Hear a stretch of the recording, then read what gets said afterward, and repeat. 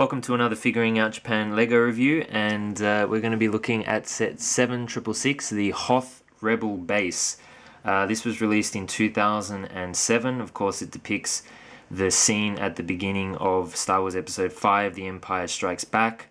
548 pieces and 8 minifigs, and back in the day it retailed for 50 US or 40 euro, although of course it's gone up in value over time due to collectability and inflation. Now I believe this is the first time that LEGO had a go at doing the whole Hoth base. They have of course done others subsequently, such as the UCS, but let's dive straight into it. So there's obviously a few different components to this set, and I will start with the door itself. So it does actually have these two side components which simply flip up over the top, and the way that the actual door works is you have these sort of geared pieces on the top, and you just have a roller with a cog, and you just simply manually turn that and the door opens. Now sometimes it does get a little bit caught, particularly as you start it off. If the pressure is too large, it's sort of, you can see there, it's kind of pushing the whole thing up. So sometimes it's not quite as smooth as you might want it, but if you do it gently, or sometimes just press the Lego down a bit, it will tend to work. So that is a manual process, and the doors are independent. It's not like you turn one and both of them move at the same time. Now one thing, I don't know why they did this, and I haven't watched the movie again prior to doing this review, but there's like these big gaps in the door, and I can't understand why they would have done that, because we're losing focus. It would be so easy just to put, you know, like a smooth 2x1 piece here to make sure it kind of locks in nice and neatly, but for some reason they didn't do that. So yeah, I don't know. Maybe someone can leave a comment as to ideas why they did that. Maybe in the movie it shows it slightly like that. I'm not sure. But yeah, I love these printed pieces. Actually, the coloring there of the ice, that's very nice as well. It's identical on both pieces. These are just display, these lights. And one thing I didn't mention with the doors is that these studs there are to actually stop the doors coming off completely. Otherwise, they'd go off. Now this here is a very simple build. And you may be wondering, what is it actually for? The Snowspeeder has a little 2x4 piece here that actually can sit into that piece. And then, I know it's not showing very well on the camera, but then the whole thing just spins around. So that's a very cool little feature there that they did to give it that kind of little base. And then there's also some representation of the scene in the movie where they're looking at some radars. There is a print here, and it is different on the other side that actually opens up. You have a nice little panel, and the two actually go together, which is pretty cool. So they're actually meant to kind of join up to form one scene. So, and then a couple little tools. So that is the door. So the next major build we have is, of course, the Snowspeeder. And there's a couple of components that actually move. So this actually moves up and down, actually comes off very easily. Then we have like a winch here, and again, just very simple, manually turning that, and you get the winch which we see in the movie. Sorry, it's going out of focus again. And then these little parts spin. They don't particularly do anything other than that. And then there is another feature which I will show you later. These also open up. And then we have, of course, the cockpit with Luke Skywalker in it.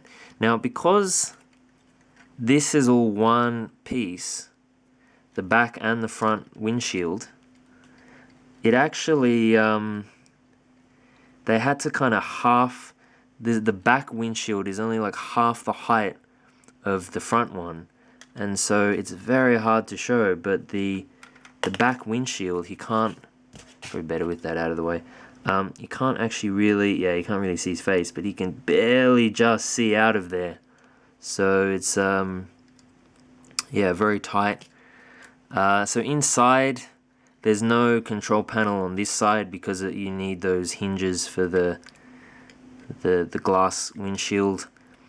This does actually come off fairly easily if you sort of yank it too quickly. There's Luke's lightsaber. Luke does have a little control panel again that's printed on the front, and yeah, that is the Snowspeeder. Yeah, see there, it came off there if you do it too quickly. So here's the little droid which we see in the movie. Again, just a few pieces used for this, but very effective. It looks very cool for what it's supposed to represent, and I like how it's on this little clear piece and then a white stand. So very nice there. Then we have a turret which does fit minifigures inside. I guess you'd put one of the good guys in there, but you've got that there. And interesting feature with this is that this is like a precursor to, you don't have to take this off to do this, but I'm just showing you how it works. This is kind of a precursor to the stud shooters. So you use this lightsaber piece, which they include in the set, and you put it through here. It's very hard to show in the light, but you can see this white 1x1 cheese slope piece, and when you push this, because it's angled, it pushes the lightsaber out, although the laser, it's obviously meant to be a laser, and it doesn't, I mean, it's sort of, it doesn't work particularly well. It sort of just pops it out, but or it's not as good as the spring-loaded ones nowadays, but you know, for back in 2007, that was a pretty clever idea. So there's that component. Then we have this little gun piece that the Empire use. It's actually missing a couple of the black pieces that you can see that's sort of meant to put it on a stand. But yeah, again, very effective use of pieces, and I think actually you can put these lightsaber pieces in here as well, like so, and then just flick them with your finger, flick them out. So that went right between the two minifigures, but there's definitely enough force that you could use to knock over a minifig. So another cool, very effective use of pieces. And then this piece here, we have, this actually pulls off actually this is a very cool piece as well, very unique piece. So this actually locks into this, and then it pulls that piece off. So that's very cool. Now, one very quick thing I'll point out here is that you'll notice that these caution stickers are both pointing to the right, and I noticed in the instruction manual that it actually shows them like that here, but at the back of the book it actually clearly shows that black and yellow caution sticker closer to the cockpit.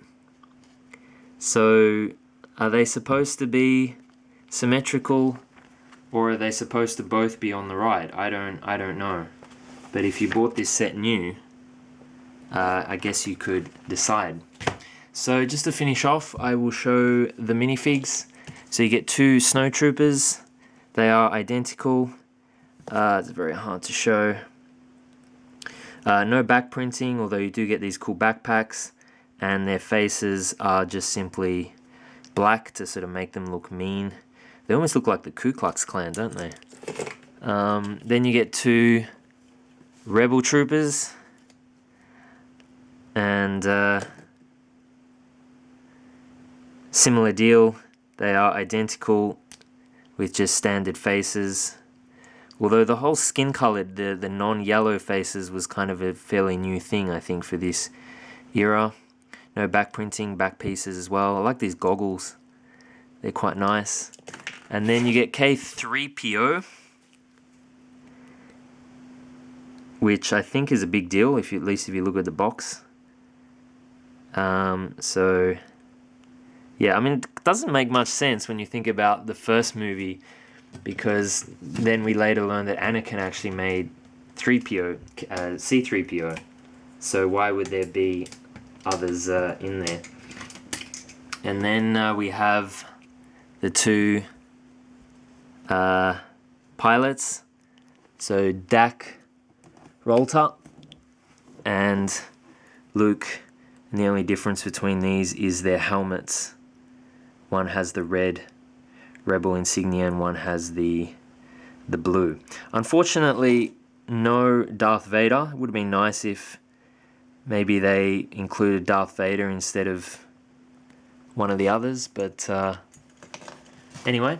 So yeah, and then just to finish off, I will quickly show just a comparison for a larger set, which is the Imperial Shuttle Tidarium. So that gives you some idea of the size. But I think overall this is a really, good set. I mean, whenever you do an attack on Hoth, it's always kind of going to be lots of little builds that go together. And if you really want to have a complete scene, you need an AT&T Walker and Millennium Falcon and yada yada yada. But I think for the piece count and what they were trying to achieve, I think they achieved it.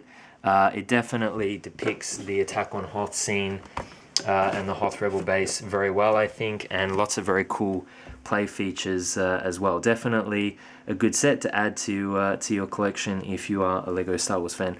Thanks for watching, and I'll see you in the next video.